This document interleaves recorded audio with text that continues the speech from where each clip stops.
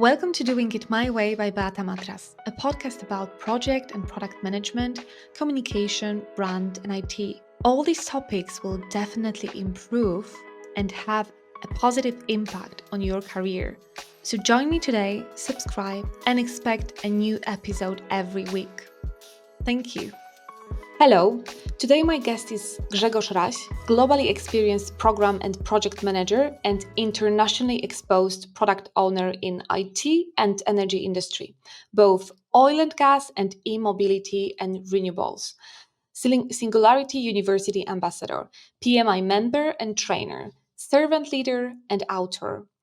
We're going to cover the topic of AI in project management. We will explore how AI is reshaping the project management landscape, bringing efficiency, new tools, and fresh perspectives to the field. Welcome to the show, Grzegorz. Surely, and thank you, Beata, for such a warm welcome. But above all, thank you so much for having me today, and I really appreciate it. It's great to have you here, Grzegorz. And maybe to kick off, could you introduce yourself more and tell our listeners about your background in project management and AI? Of course, surely. We don't want to really get everyone bored with some random stories from some random guy doing now, but I handpicked a few highlights that perhaps might be of value to our listeners, and just to better understand my settings, where I'm coming from, what kind of background I've got, etc. So perhaps a few words about myself. A geophysicist and data analyst with academic and technical expertise, and my first professional life. That's the way I like to call it. And in my second, a PMI certified project management professional, as you said, but with a product mindset enthusiast side of it, and also advocate of the product mindset. Still, both of these words are intertwined and transition each other even these days at a certain level. But I think it happened probably the whole transition. I think it happened 2019 or no 2020, when I just defended my PhD here in Poland, and I had to go back very quickly to my second home on this planet at the time, which was Perth in Western Australia. So, and just to wrap up quickly, I've built all my experience as a project and later program delivery manager in international settings and environment with a global reach out, as you said, oil and gas and green side of the energy, which is, as you said, renewables. But then I joined quite recently media and entertainment giants, where I work more closely with security products, both digital and physical, where I'm responsible mainly for global technology rollouts. But this is still very early days. You can see, I mean, our listeners can definitely hear that you went through a lot of diverse industries and areas. Yeah, not only IT, oil and gas, but right now media and entertainment. So that's encouraging to try, to try yourself in different settings, in different environments. Certainly, and sometimes it is dictated by just everyday life and decisions happening, sometimes, without any control over it. But sometimes it's a personal side of matters that, drive your decisions regarding your profession or the place where you live. So it's a mixed up. It's a mixture, and the resultant is that I'm currently based in Krakow, and I kind of naturally transition to those, let's say, managerial roles. Well, as you said, that gives a lot of variety and a lot of perspective from different environments, and it's interesting to have that kind of different angle of view for certain at certain matters. But as you said, I kind of feel like I can take away from that diversity of different industries in my everyday life. I try to use it, And one of those skills that definitely put me up to speed is definitely the language skills that I've developed throughout different years and many different countries that I visited, which is probably also a mixture of different accents. So people often ask me the questions, what kind of accent is this? It's a mixture accent. It's from all over the place, probably. Yeah, well, Yeah, it sounds nice. I like it. I like your accent, Grzegorz. So, well done. The thank you. travels paid off, yeah. And I Yeah, think like even like meeting with people is sometimes like traveling a little bit because you're traveling through different minds, through different opinions, through different perspectives, and it's like taking you to completely different worlds sometimes. I agree. But this is just um, a comment, a personal comment. So let's move to the topic of AI. Maybe what made you want to learn about AI and how it helped with project management?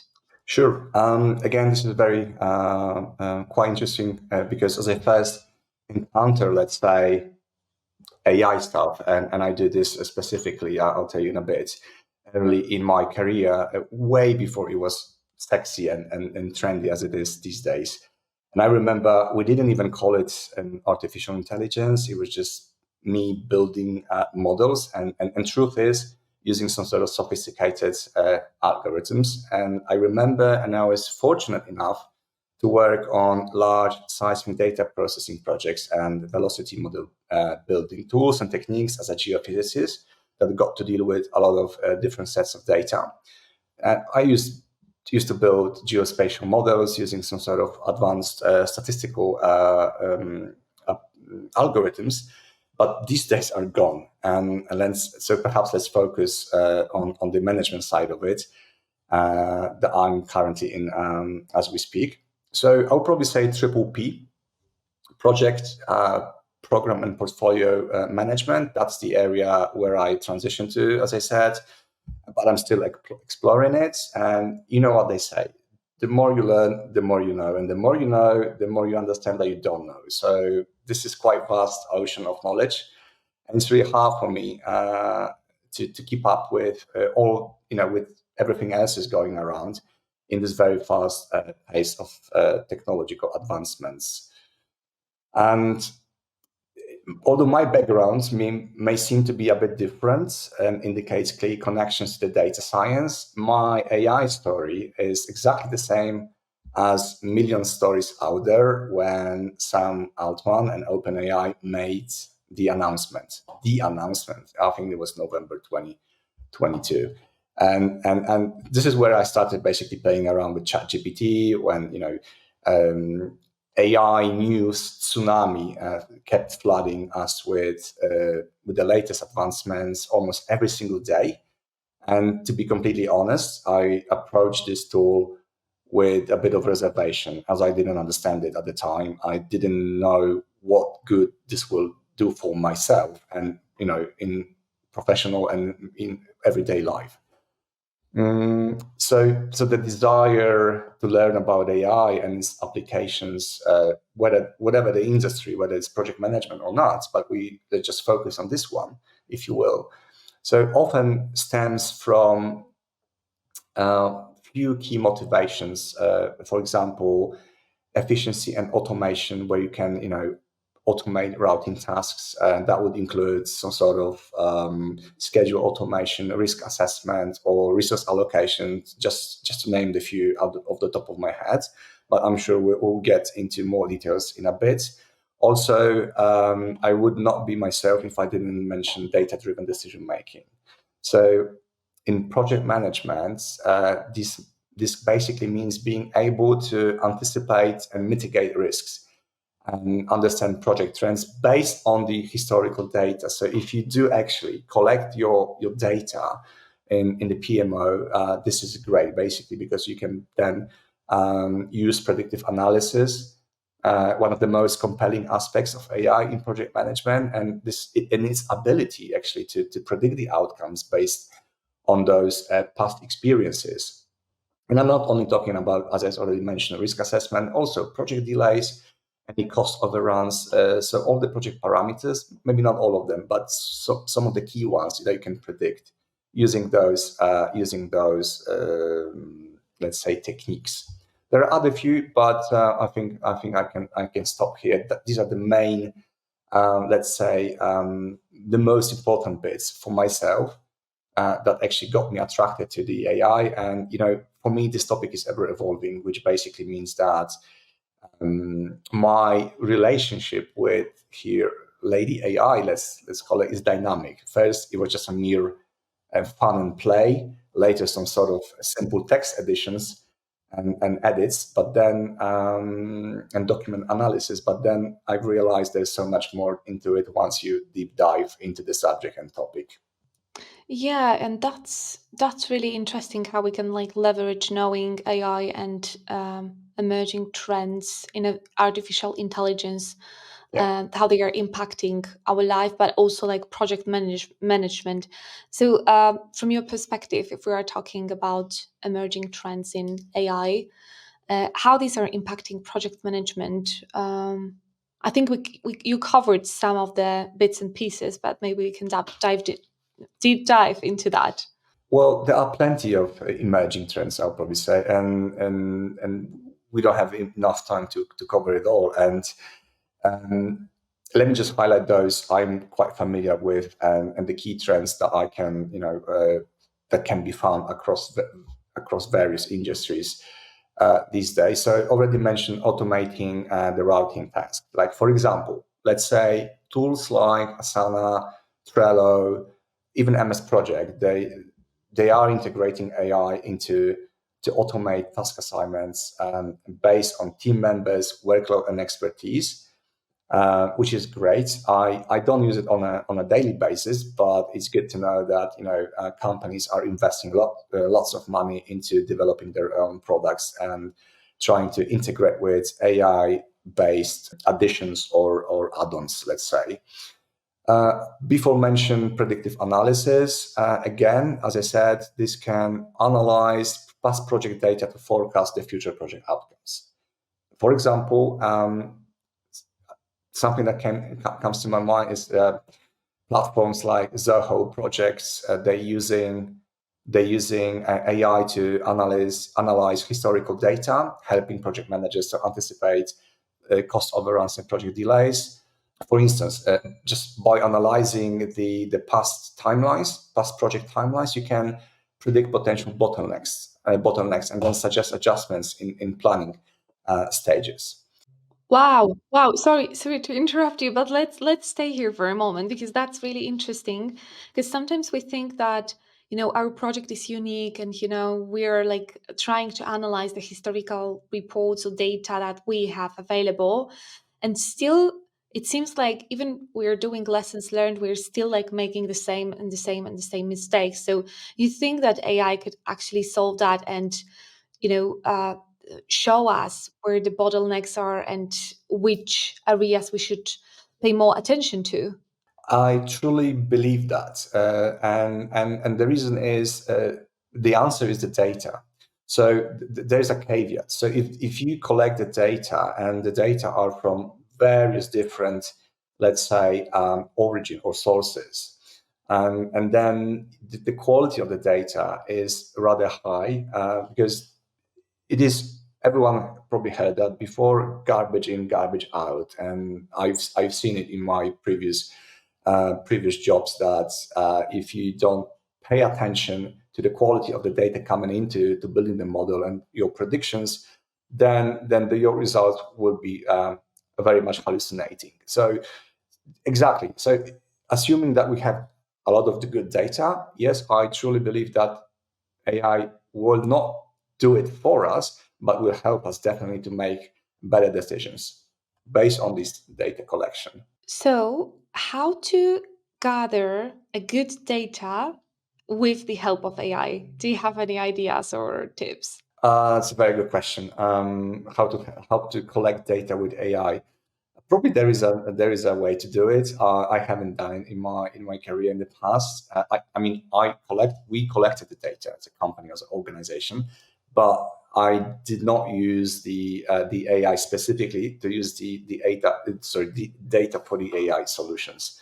So I'm pretty sure if you think of the tools and applications appearing, popping up every single day, the new ones, you'll probably understand that there must be a tool that can collect those data. But there are systems like predictive maintenance systems or SCADA systems that collect data from working devices.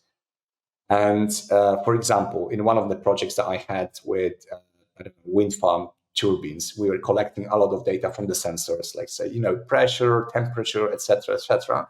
So if you collect those data in your system in a database, then based on that one, you can actually predict any potential failures in the future of certain parts of the machinery and the devices, and thus prevent it. That's why it's called preventive maintenance, and then you can extend the life of such a device, which is something that everyone understands in the project management, because it equals cost savings. So that's something I can think of at the moment.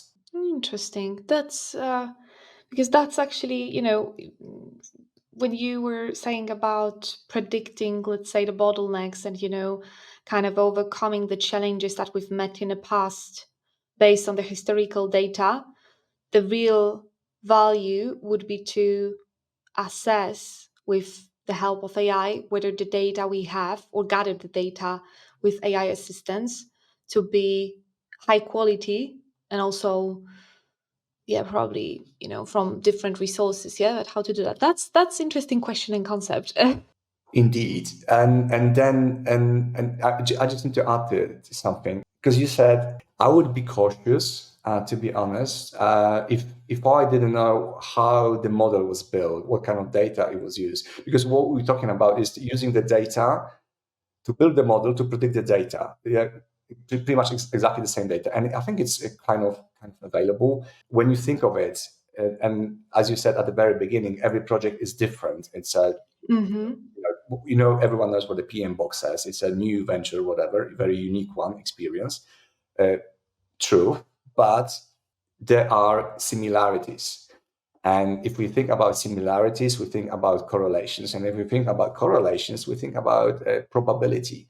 So if we've got a project that is more or less 80% similar to what we've done in the past, there is a great chance that you can use that knowledge and use that past experience to leverage the ongoing projects that you have in the organization. So definitely yes. So for example, let me give you just an example.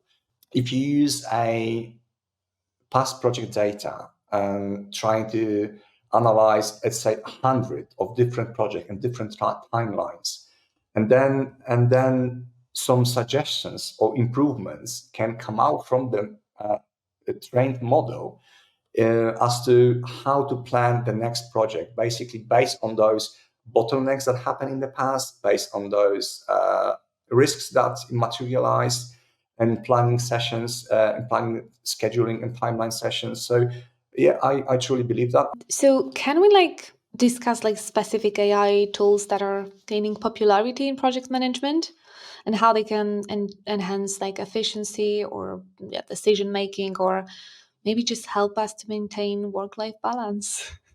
The unique experience that we get from conversation like this, the one thing that comes out of it is that I want to tell you what the truth is or what the life looks like, but I'm not know-it-all, so I can only be very subjective and tell you my experience about it. There are a few that I already mentioned. I don't know, Trello or Asana project. Asana for projects that utilize AI based or powered tools. Now, I can certainly come up with a few others. I can think of Monday.com. I'm not sure if you heard of it. Have you ever used that one, perhaps? No, I never heard about it or used that. This is project I management use it tool. only exactly. I use it only one time, and I know that it was a long time ago, before the let's say AI boom era, and I know that Monday.com uses AI to automate workflows and streamline task management, for example, by just handling repetitive tasks. doing that, so it frees up the time of the project manager that he can then focus on more productive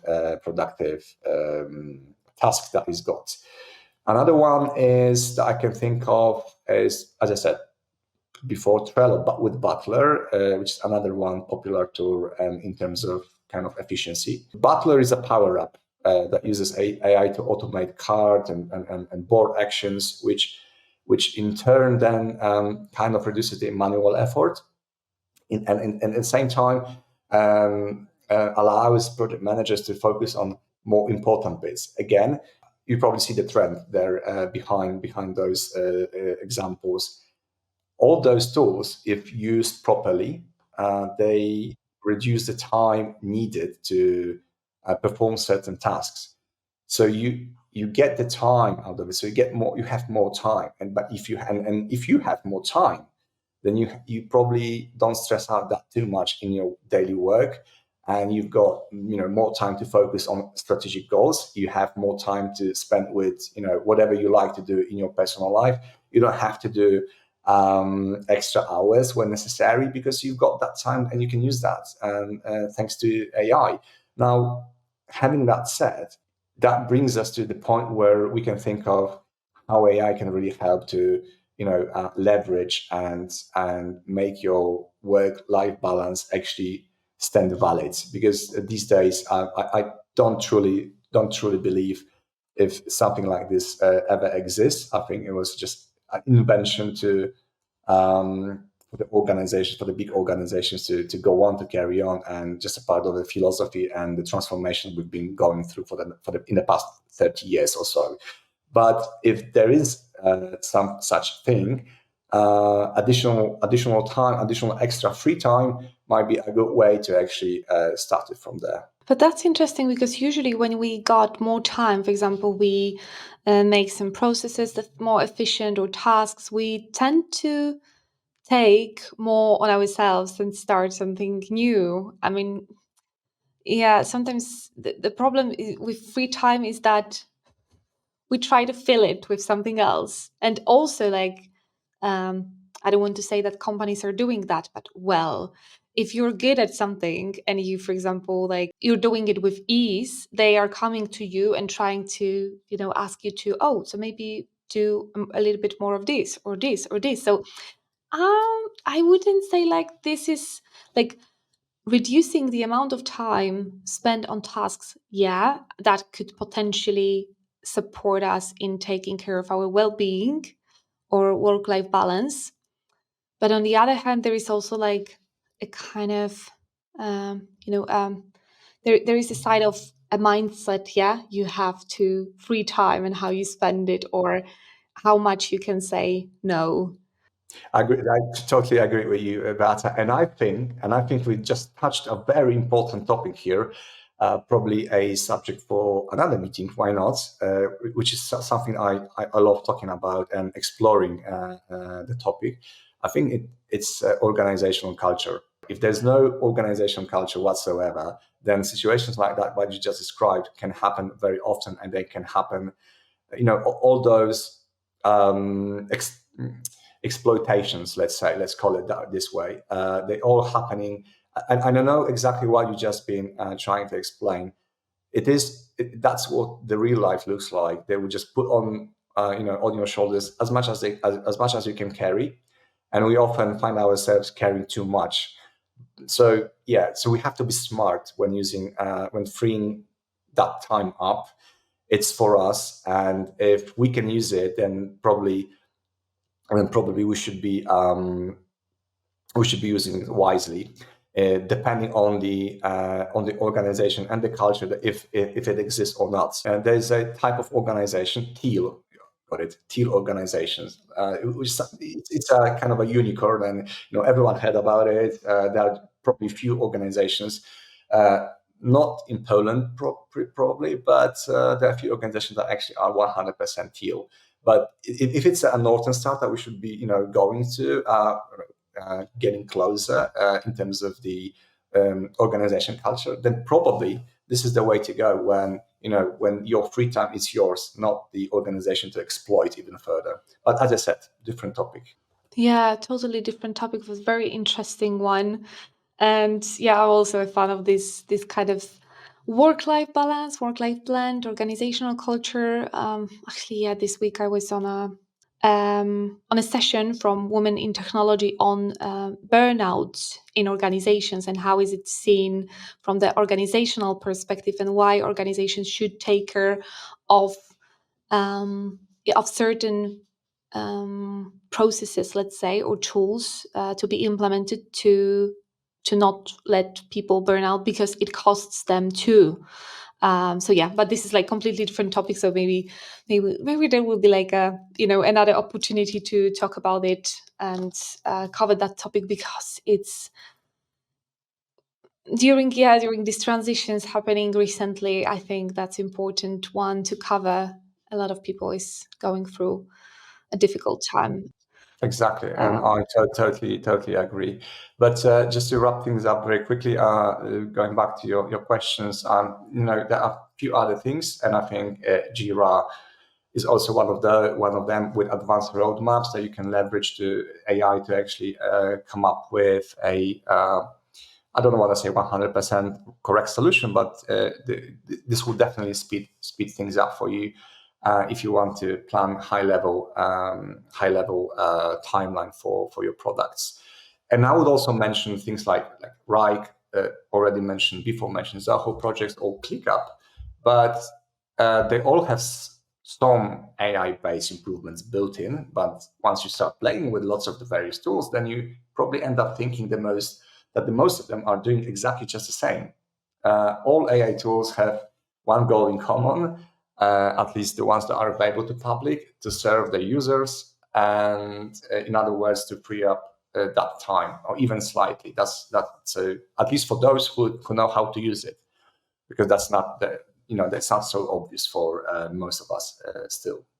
yeah, and if there will be some time, we'll probably cover that and deep dive into maybe some golden rules how to use AI tools. But let's not move there yet. Could you maybe share how AI can be like effectively integrated into project management day to day? Do you have any like examples? Yes, the answer is very simple. By doing so. Does the methodology matter? Probably yes. Whether it's I don't know whether it's an agile kind of based project, whether it's waterfall. There are similarities I could think of. Probably some sort of risk management and risk assessment can be done with the usage of AI, but I can think of situations where AI-based tools can leverage one better than the other, and I'll try to explain in a bit. So, as I was saying, I think that integrating AI into project management can significantly boost efficiency and decision making that we already covered. And I need to stress something again. Something everyone probably heard a lot in the past year, that no AI tool will ever replace human in the next 10 or 20 years, given the specificity of project management job or product management job. Yes, but only those who don't use it. So it will most likely always come down to a human-driven decision in the end, where exactly as it is right now. So you have to be aware of those tools and then tailor and adjust the selection of those tools to your goals. I know it sounds like okay, everyone says that, but that's actually the truth. There's no one-way solution. If there was, everyone would be just pushing the button, and we all would be monkeys. But we like to believe we're not. Therefore, we have to do something, on our own to actually use that and leverage that technology in our everyday jobs. Yeah, definitely. We need to learn how to use these tools, and I think AI is going to craft a lot of new careers, I would say, or jobs titles like positions. I don't know, like roles. Yeah, basically roles. Um, and it's good to not be afraid of that and to embrace it because like you're using that on your day to day, as I can hear, like you're interested in, the topic, you're trying um, to gain the knowledge on the AI and how to use it, for example, at your work. But many people is so afraid of that and thinking like, oh, this is new, this is not checked, so we shouldn't use that because there are some, constraints about, yeah, maybe, the data safety. And I bet we need to like take care of that, but it doesn't mean we should stop using something or experimenting with that just because, oh, something can happen. Like, yeah, like something can, get broken, yeah, if I will start using that. I think one of the best ways, at least that worked for myself, is just to start playing around with it. Explore. Don't be afraid if it's broken. Just locally on your workstation, laptop, whatever. It doesn't have to be on the organization level. Just play around for your own purposes. Every single day, try to stay up to date. Read a newsletter. What's been out there, just to stay ahead of your competition. That gives you the leverage to use it.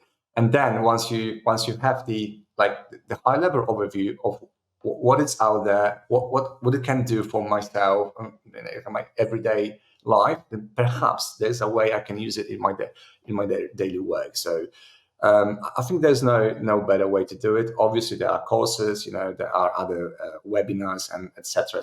You can go there and you can learn, but then it all comes down to one and only one thing. You have to do it, and you have to practice it if you want to explore it a bit more and use it in your project management role.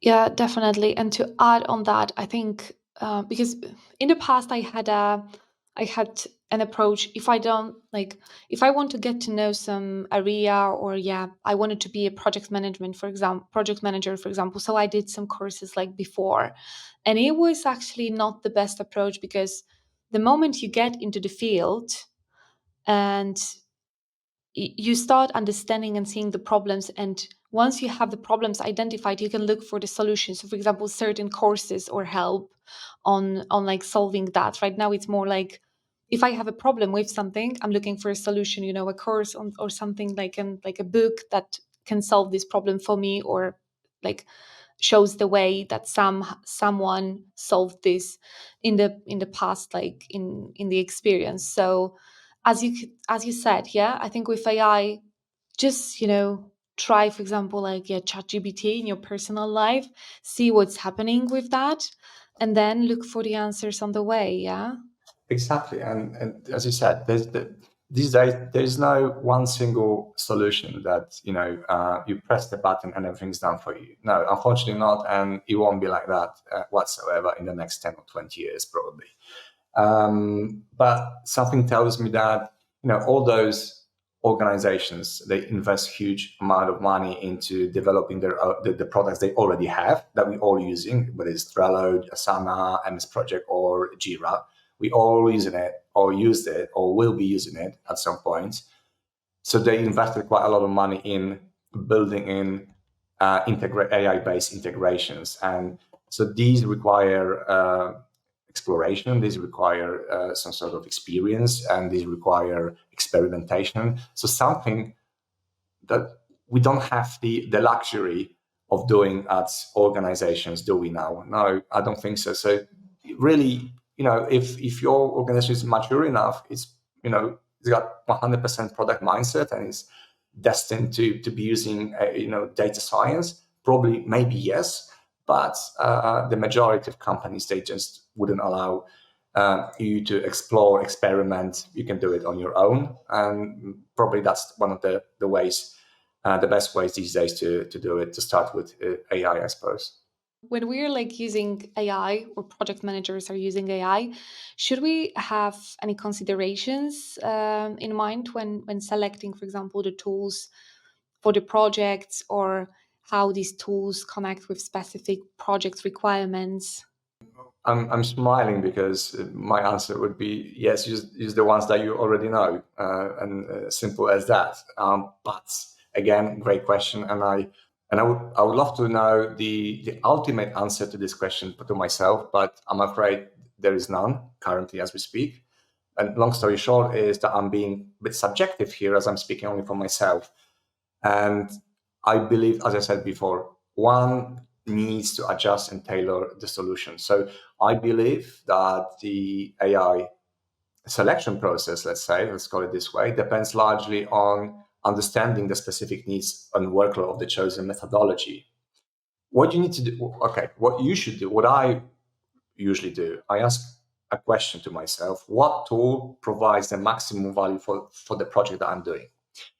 And then knowing that you probably need just less than 20% of tools out there to cover roughly 80% of your needs, do the research on the project goals. Like, for instance, you can focus on task estimation and prioritization. Now choose the tools with strong AI capabilities in those areas. Next one up, data integration. Another question that you can ask is, can this specific tool, be connected to your existing project management software? Whatever it is it Asana, is it MS Project? And thus, going further, databases and other relevant data sources. So what we're doing with, I call it data integration, but it's also the feasibility of the solution. If it's worth doing that, if it's actually capable of doing those things. For data analytics, so something like product related, let's say, area, and reporting capabilities, look for the tools that are designed to do just this. You don't have to use ChatGPT. There is probably, not the chatbot, sorry, an agent that can do that for you, specifically this, just for the reporting capabilities. This is probably, that's what you should be using. Because when you think about these large language models, LLMs, they have kind of all the knowledge from all the world. We don't know, actually, what the one that OpenAI uses it. We don't know how they build their model, what kind of data. It's just a black box. Hence a lot of lawsuits against OpenAI. Now, if we don't know how it was built, then probably maybe it would be better if we use something that is specifically designed for a certain task. So I wouldn't close myself just to the big ones, whether it's Claude 2, whether it's Gemini, or now something else, OpenAI, obviously ChatGPT 4, and probably another versions of it anytime soon. Now, I truly believe that it's okay for a daily usage, but for a specific task, you should be deep diving a little bit more, trying to understand, select the tool for your tailored solution. And there is even a website called thereisanaIforthat.com. There you go. Yeah, so you have like plenty of the different AI tools. And for example, you need something for social media, you need something for mental health. Yeah, there is like even a lot of apps for mental health.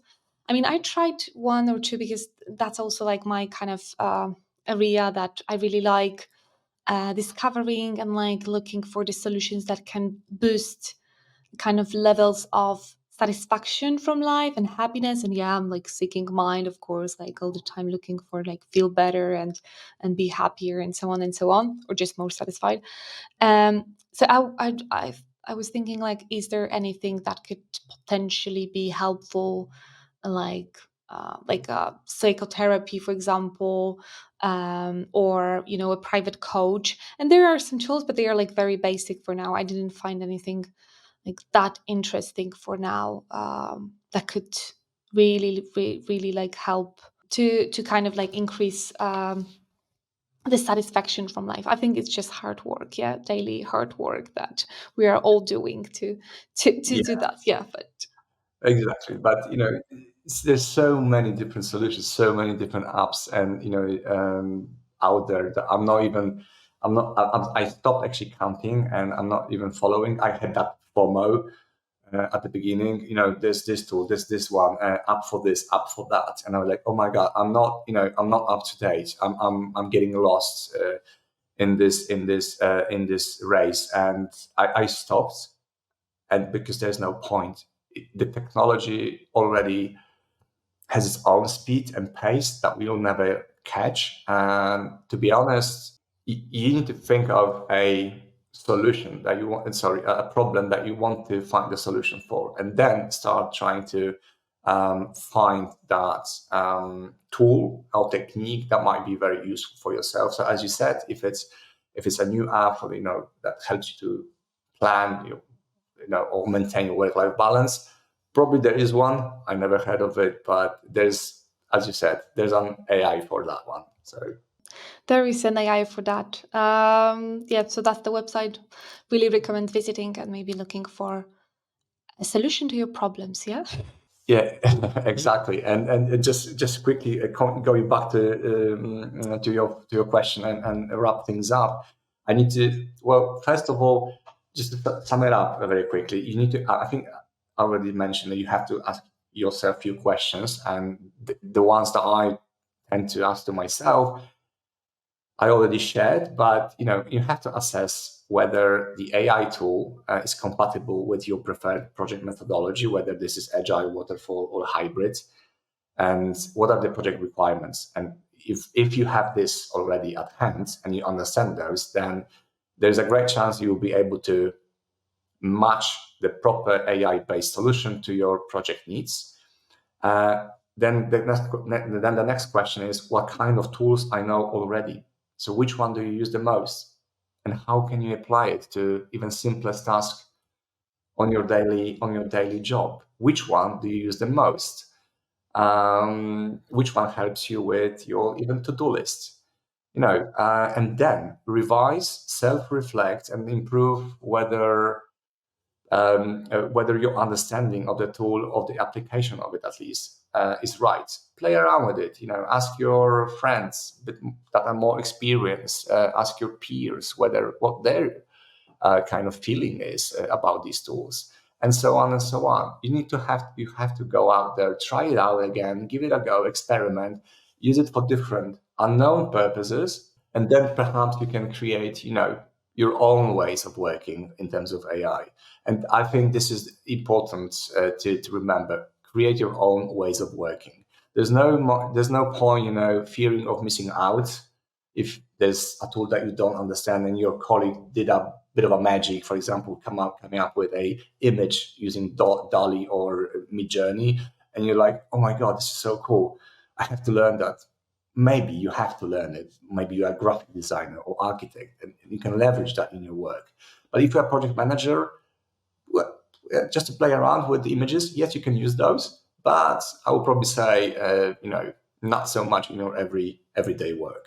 So 3 questions to sum up. I noted what tool could probably help to achieve the project outcome or result. Yeah.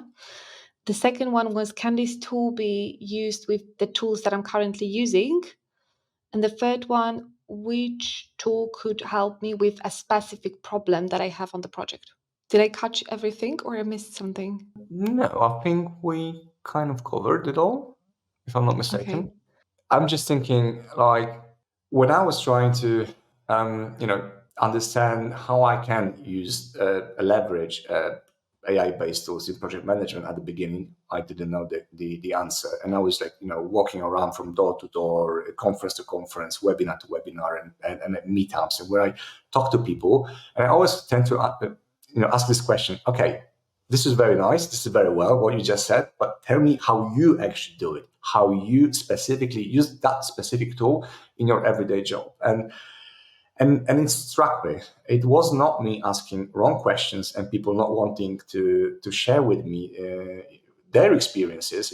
It was about understanding that the more we know about AI or anything, as a matter of fact, the more we understand that we're not there yet, and our solutions are imperfect, often biased, frequently hallucinating.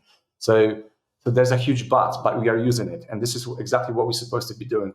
The more people are using this, and the better solutions we will come up with, and in the future. And so there is no one simple answer. Or how can you do it? I can share my experiences that I've already done, but to be honest, I do not know many project managers out there that the toolkit of AI-based tools is more than 3, and which is still okay, which is still gives the advantage to another 80% of people that not using AI at all. So interesting. Yeah, I'm thinking how many AI tools I'm using on my daily basis for various reasons. And I think there's actually the core are like 3 or 4 maybe, like for various like yeah, ChatGPT of course that's very easy to choose. But I'm also thinking about, for example, for working on this podcast or Instagram, creating the content there. There are some video apps that I need to, for example, use to make the content better quality, and also like for example adding captions. So yeah, but it's again like 3, maybe 4, maybe 5. I'm still looking, like I'm looking around all the time and trying to like experiment with different ones. But as you said, I think it's also good to limit some tools, because the more different tools we are using, the more difficult it becomes to like Not to stay get lost. updated with, yeah, not to get lost, exactly, not to get lost.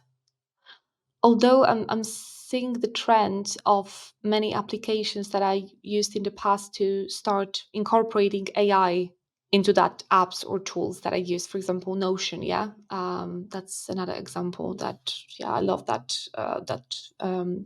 note keeping tool. I mean, at first it was note keeping. There's like a whole project and calendar even. So yeah, very interesting.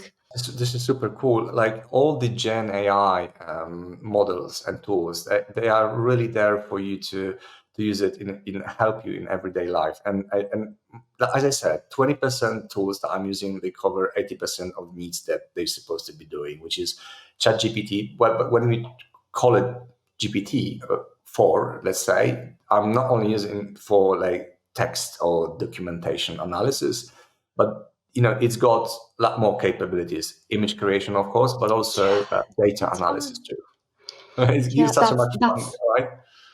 yeah, that's super fun. Yeah, last weekend I was like experimenting with yeah, it's Dali. Yeah, it's called like that, like this image creation. It was just you could put like a little bit of text and see what picture it will produce, and you could also see the emotions there. I mean, how the emotions that you described are presented on a picture, and it was like, yeah. So So yeah, exactly. So this is what we should be all be doing, exploring, and then trying to find out our own ways of working with AI. To be honest, I can give you some hints that I've just did, and I'm happy to share.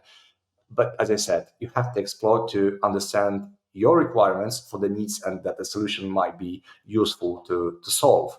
And at the same time, as you said, it gives you a lot of fun when you're doing that. And also something that we haven't mentioned already yet, sorry, which is when you just do this, when you're playing around with images, with text generation, when you ask even the most stupid things ever in the world, it gives you the opportunity to learn how to prompt. Prompt engineering is super important, and it will help you to understand how the AI model works or algorithm being used.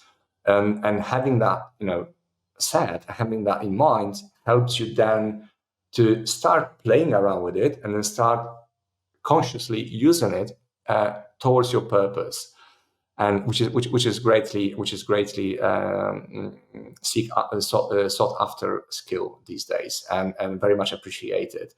Probably not so much for the project managers, but still understanding the mechanics behind it, very useful, even when you deal with a simple text or just a simple few pager PDF document analysis. that's definitely, prompt crafting is crucial to start using effectively AI tools like ChatGPT, for example, and also like it helps you to learn how to train the model. Yeah, the more I'm using that, the more I see, for example, that it catches the templates that I'm using. I don't have to like put every time like the template, for example, I'm using. I just asked the chat, "Hi chat, do you like remember the template I'm using for this and this?" And he's like, "Yeah, sure. What do you want to create?" I'm like, "Yeah, okay." So it's like a personal assistant, actually. Yeah, I remember the very first experiences with this. I was like, wow, this is creepy, wasn't it? For me, it's like a friend right now, which is, yeah, like assistant, like, okay, let's do something together. Yeah, cool, Yeah. good stuff. But in the beginning, it was challenging. Yeah. So, what challenges or obstacles do you, as a project manager or program manager right now, face when you're incorporating AI into your day-to-day job? And how did you address it? Yeah, that's a tough one. That's a tough one. But basically, what it's a tough nut to crack, to be honest. But let's try to first decompose the question a little bit. So there are plenty of risks that I can think of at the moment that might materialize during the project. But if I were to highlight those challenges that matter the most, to me at least, are the ones related to, first, organizational level challenges. And I'm referring here to typical stuff like organizational culture. As I said, as we talked about it earlier, if there's no culture whatsoever, or if the culture is poor, then probably you won't be able to implement or have the luxury of using AI in your projects whatsoever at all. The company maturity, structure of it, but also the vision and mission. If the vision and mission of the company is to fight against AI, and due to AI ethics problem, then probably you will never be able to do it. That's hence I mentioned it already. Then the second level is the program/project level.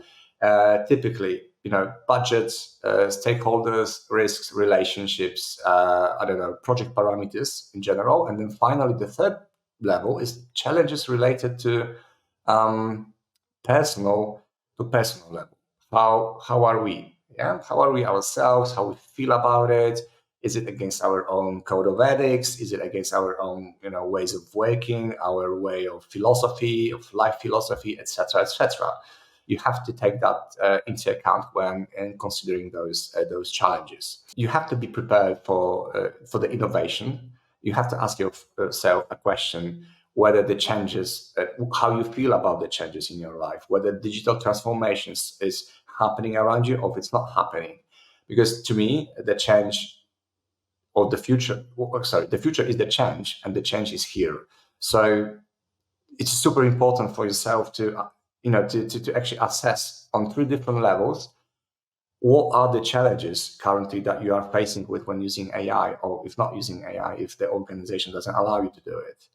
But based on my experience, shortly, I can definitely see several challenges that have to be mentioned and highlighted. For example, introducing AI into a organization may require some sort of cultural shifts. If the organization is big enough, and then it's got global reach, and it's got locations across the whole world, and sometimes you work across different time zones, working with people from different countries, different cultural backgrounds, languages, and so on and so on.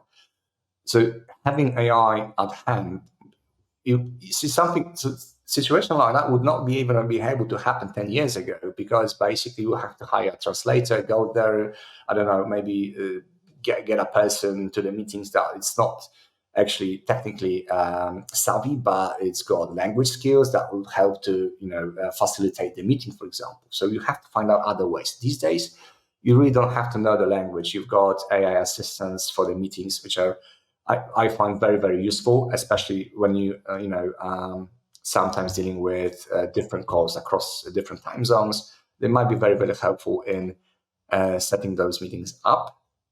And another challenge is lack of expertise, where there might be skill gap in the organization, where team members are lacking necessary expertise to effectively use AI tools. There might be data quality issues and availability. Okay, we've got the data, but this is garbage. We can't use it. So it's super important.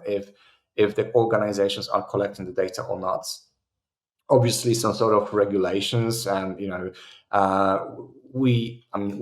I say we are, because I'm Europe based now at the moment, so Europeans, we do have our own AI ethics act basically in place, and it's super important to remember those things when you choose a solution. Already mentioned integration with other systems, whether this is feasible.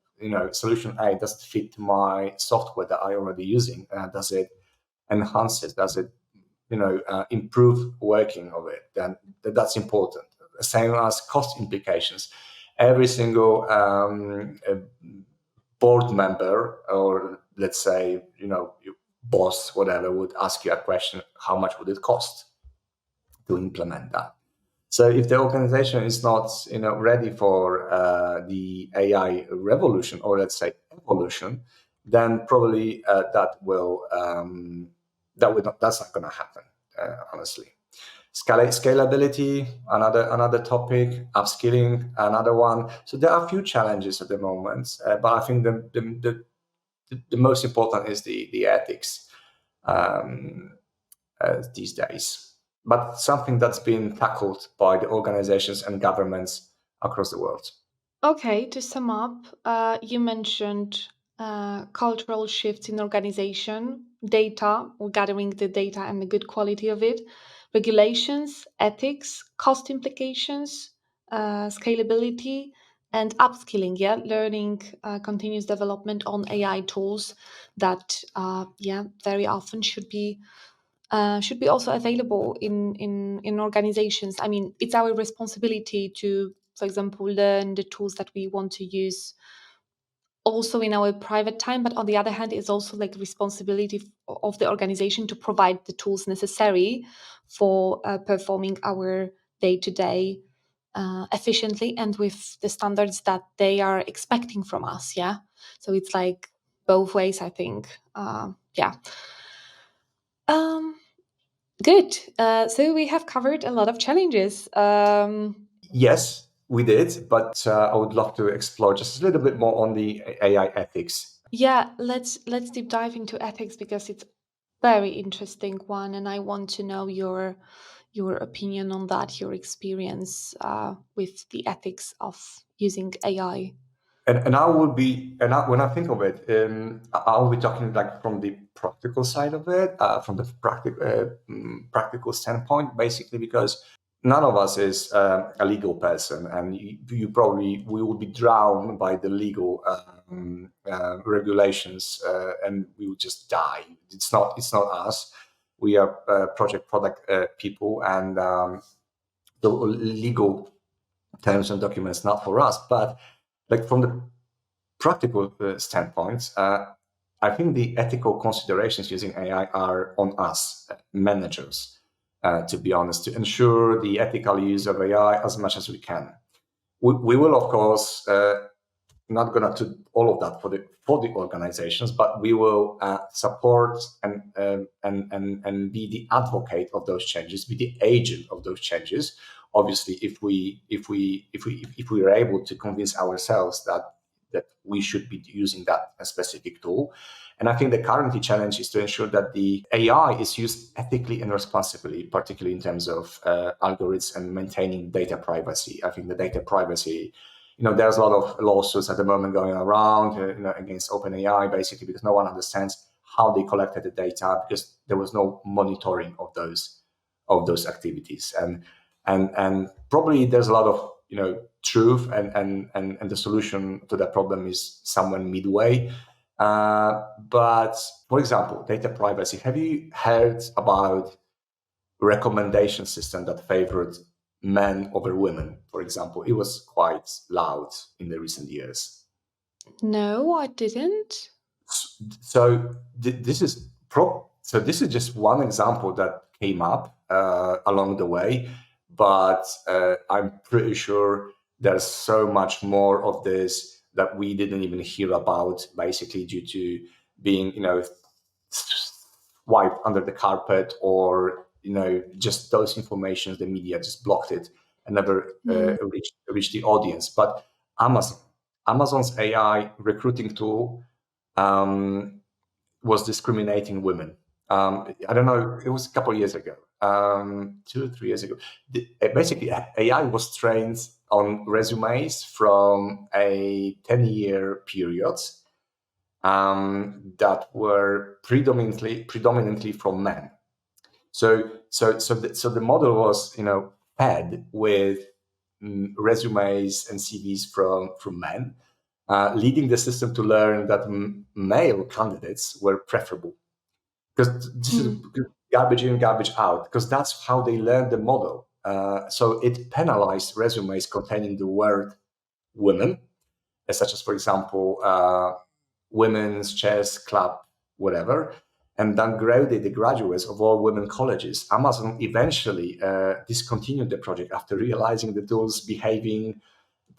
It was biased. It was biased because it was fed with the wrong data, but they realized it wasn't flexible enough, and in order to prevent lawsuits, they just simply stopped the project.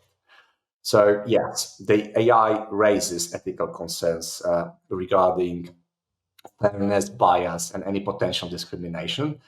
And we as project/product managers, as managers in general, I think we must ensure that AI tools are used responsibly, and just making sure that they don't do any harm to other people.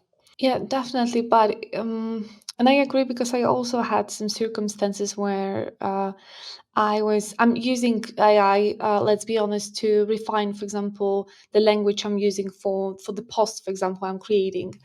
I create the post, I write it down, but obviously I like to use something to correct my mistakes. So there were circumstances where I saw that AI, for example, was like kind of deleting the parts about women from my posts, and I didn't realize it unless I was trying to review again, and I needed something, and I was like, just by accident, I was looking for information and checking the pictures, and I saw that, oh, there was like more of the like, it was on the conference, and there was like more speakers than what AI just uh, created the summary out of it. Yeah, and I was like, oh, okay, so you omitted all women and just left men. How's that possible? Yeah. This is exactly what it is. Yeah.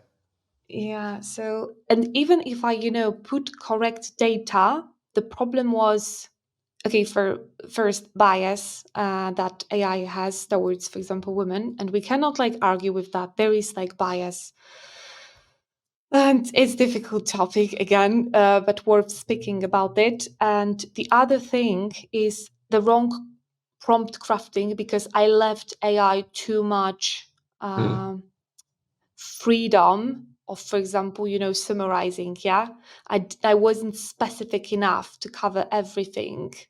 So that was interesting, like discovery. But I just discovered it like by accident, and by being like aware that, oh, something is like missing, I think. Yeah. And yeah, that's eye-opening, really. I know, but it's super important to bring that up, and that's the real problem. That's the real issue, and then if you think about it, then the word hallucinations came up like out of nowhere at some point, because basically people were starting, notifying the organization that something's not right with these models, and probably that's what it is, and that's where the word came up from those organizations that created it. So yeah, very neat way of swapping discrimination for hallucinations, but yes, it poses a real challenge and a real danger to and question of ethics in nowadays organizational world and business in general. Super important topic, and I'm really looking forward to it. Something tells me that all those regulations and compliances that's coming in our way, some of them will just stiffen, if that's the right word to use. stiffen the efforts and the pace of the next technological advancements to come. Hopefully not. Hopefully not.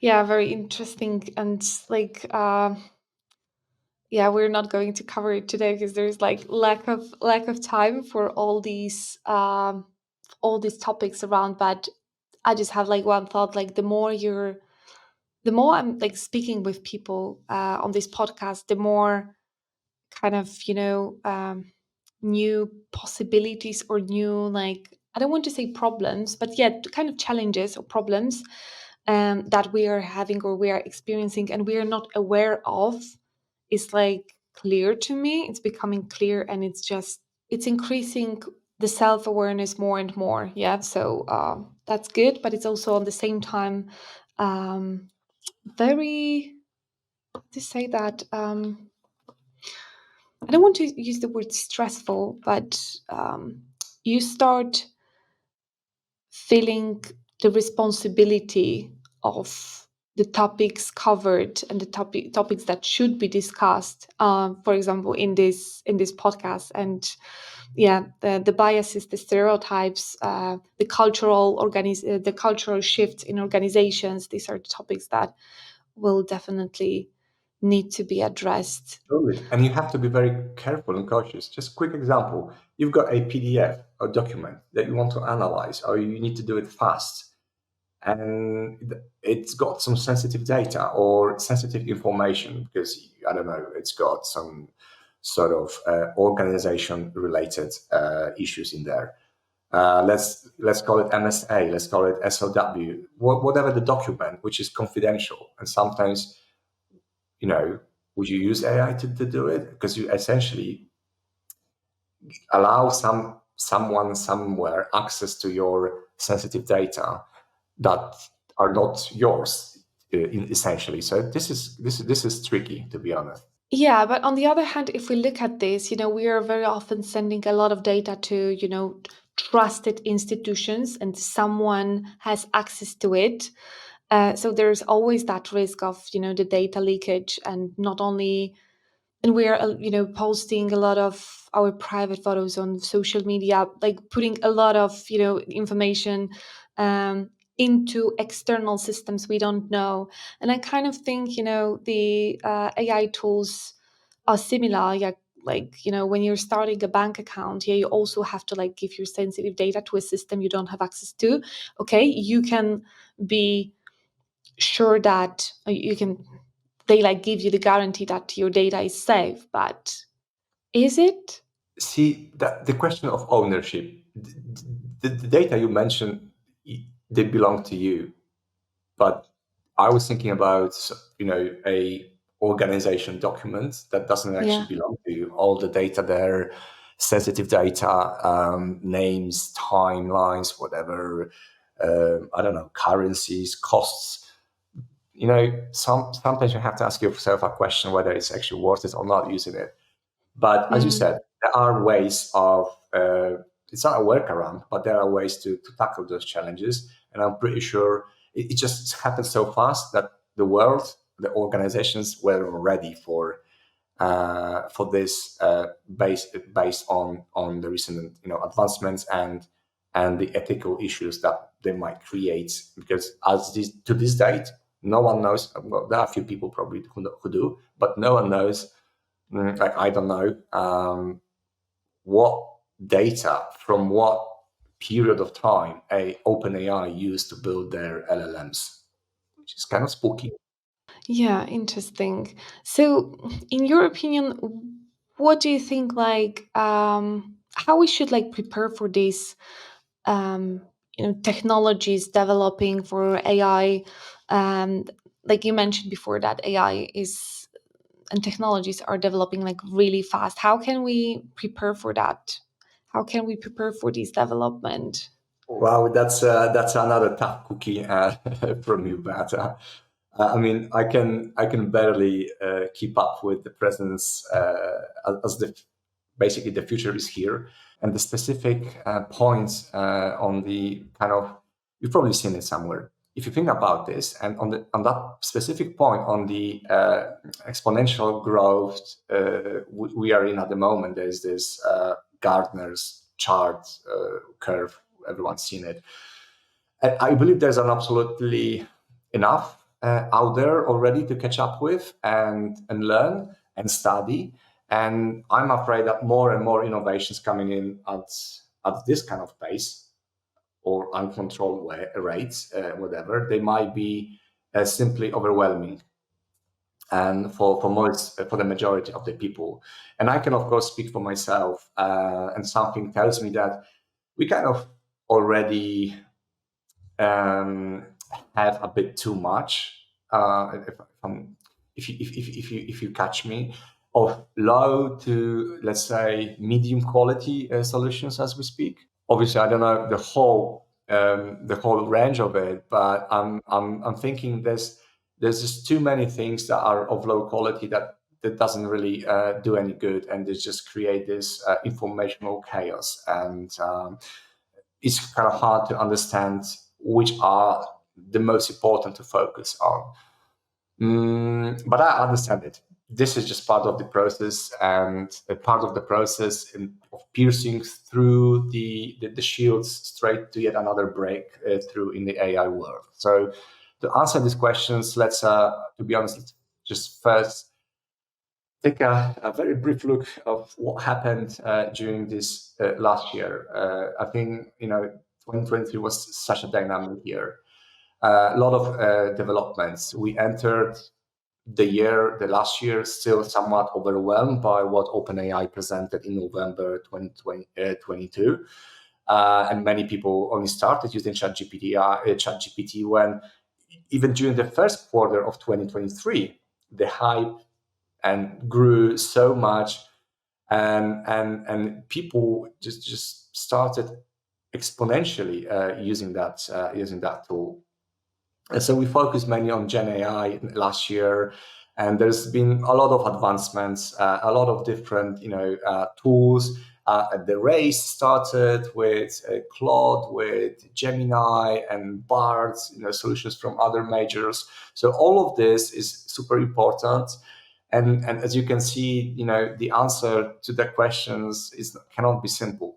There's a lot of portion of, to be honest, of uncertainty as to what to expect in the future, and undeniable, technological race that is happening around us. And I'm just really hoping, some time ago, there was such a huge commotion in OpenAI with the board being replaced with some Altman being let go, crazy stuff. Wherever huge amount of money comes in, and when I say huge, it means the amount of money you and I cannot even imagine, then funny things start to happen. And let's just hope for the best, and don't forget that we are all humans, and we need to use it to aid us ourselves and to do good for other people. And that's why, once again, a collaborative effort, to my mind, and peace in the world is so much needed to prepare us, humankind in general, for the inevitable changes that are coming our way at the kind of a great speed at the moment. So I would probably say, don't be afraid experimenting with different tools. Choose the ones that suit you the most. There's no only right or wrong one. I personally communicate a lot. So, for example, as I said, GPT models are still one of my favorites, and DALL-E and all the image related AI tools to just for fun. And I think I kind of like mastering typical PM tool set that is now AI powered based. I think this is something that we should be all focusing on in terms of the project management going forward. There's still very much to learn, but there's still very much not to learn, and we have to be very careful of what not to learn, because the chaos, the noise around the topic is so vast that we don't want to get drowned in unuseful, unhelpful information and tools that will not be using that will not be used to do any good or to suit our purposes. Okay, to specify what skills like should project managers prioritize to stay relevant in this fast changing landscape? As I said, I think probably a couple of times it just came up, but I will be very short. Very briefly, two words: curiosity and usefulness, which basically means to be useful, be curious enough to stay up to date with the latest advancements and be useful to your peers, to your organizations, and furthermore, and above all, to yourself, to your loved ones, to your surroundings, irrespectively whether you are using AI-based tools or not. Simple as that. That's very simple answer. I love it. Curiosity and usefulness. Yeah, that's definitely something that could help us to stay updated. Yeah, to stay on the top of the things. And yeah, I have to ask these questions because a lot of people is struggling to choose the proper training or program. So, are there any like specific training programs that you recommend for project managers looking to add to leverage? Looking to improve their skills or the AI tools in their project? That's a very good question. I can certainly share my best experiences with you, with our listeners, and perhaps that is something that I can deliver offline. What I want to give is the value, and the value consists of lists. And I just don't want to read that out loud because no one will remember or note it. It will be available to the listeners, and I can share it with you at beata, so you can just post it or pass it on to the audience. But off the top of my head, I can definitely recommend the AI for Managers course from Elephant AI. I don't want to do the crypto commercial here, but this is something that I did, and I really find it very useful. Even for people who are not familiar with AI or data science whatsoever, it's a great starting point, and it's a great collection. It's a very intense course, but it's a great collection, and it's still accessible in terms of pocket and your money. Something very useful, something to get a good kickstart of. And there's another very ambitious project, and I'm specifically talking about. These courses that are specifically developed here in Poland, and I'm talking about this just to let you know that we are having a very good background, very good set of skills and people, and basically the tutors and trainers in AI that might leverage your daily work. And you should probably take a look at Campus AI, something a new active. It's an activity. It's an organization.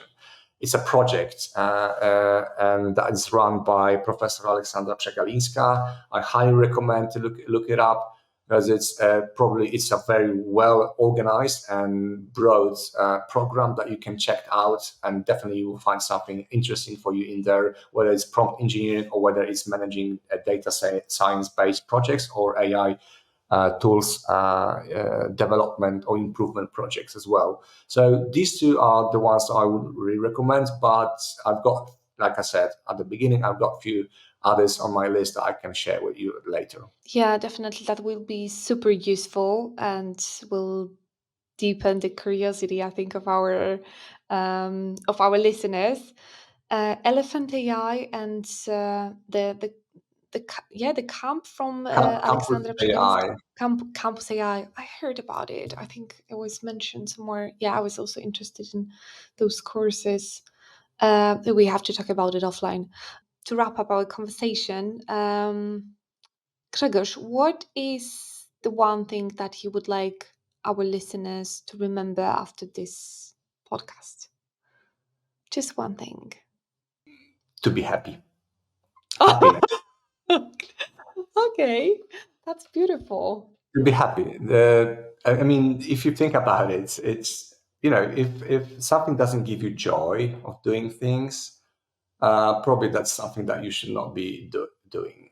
And it's simple as that. And I know it might be very superficial, but I've learned throughout the years, and given my recent experience from past 2 or 3 years, I'm pretty much sure that if you're not happy with what you do or how you feel about yourself, you probably won't be happy with anything that you do in your life, whether it's your job, whether it's your passion, whether it's, I don't know, family or friends.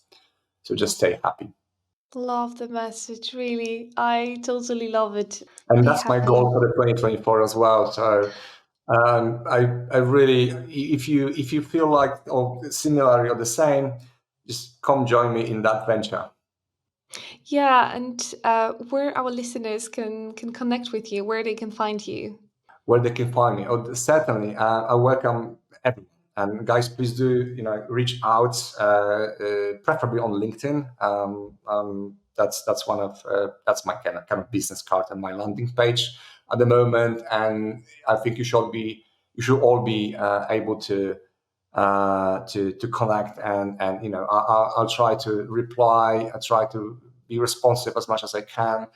On a daily basis, I reside in Krakow, and having that said, drop me a line whenever you're around, and I'll make sure to get myself invited for a cup of tea or coffee.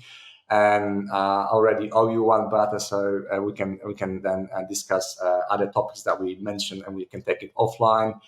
You can definitely find me on during in the conferences halls, everything related to project, products, program, whatever, portfolio, management related events, whether here in Poland or across the Europe, probably.